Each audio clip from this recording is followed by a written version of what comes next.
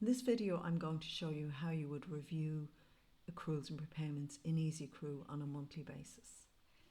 So the first thing you need to do is you need to make sure you're happy with your previous period. So in this example, if we can imagine that we're working on February, we would go into January. I know it's locked here, imagine that isn't locked. You go in here and you could filter for accruals, export your CSV file,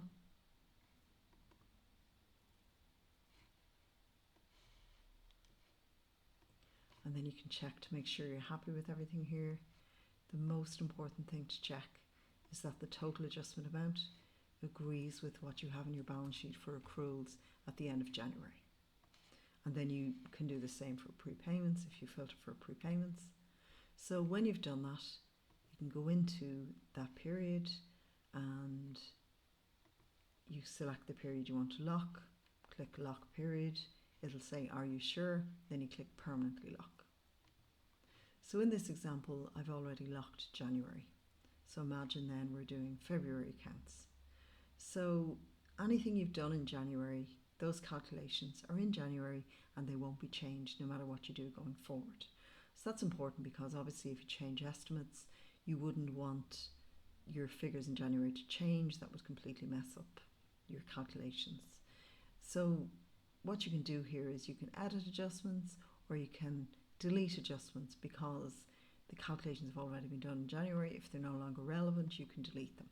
So for example, if we had a category that related to actual invoices that we wanted to accrue in January, we might decide we're going to upload a fresh list for February.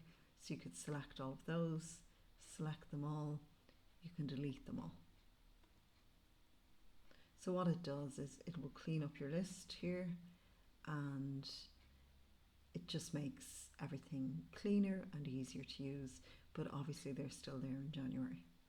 So then you can use these columns to filter for other things. So for example, say if you wanted to look at everything you needed to review on a monthly basis, you could have a category called monthly.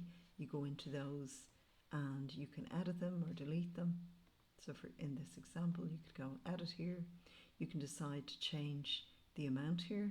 You can change the dates, you can change the codes, you can change anything you want, and that will only affect February onwards. It won't affect January because January is completely finished. Another useful thing with the filters is you can look at the dates. So for example, you might have something that finished in January. And the reason you might want to look at that is because if you've got something that you are prepaying to the end of January and that prepayment is now finished, you may need to set up an accrual for that if you don't have a fresh invoice, for example. So the dates are particularly useful.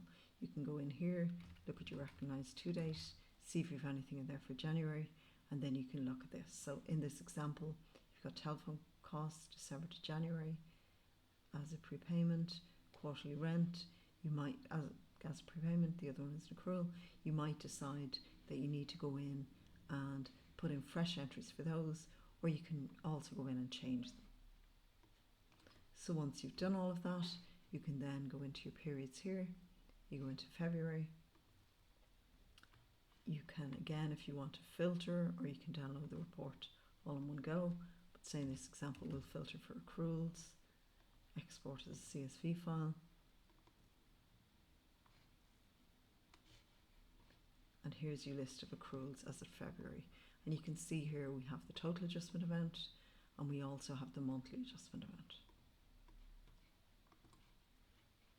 So you look at this report and make sure you're happy with everything.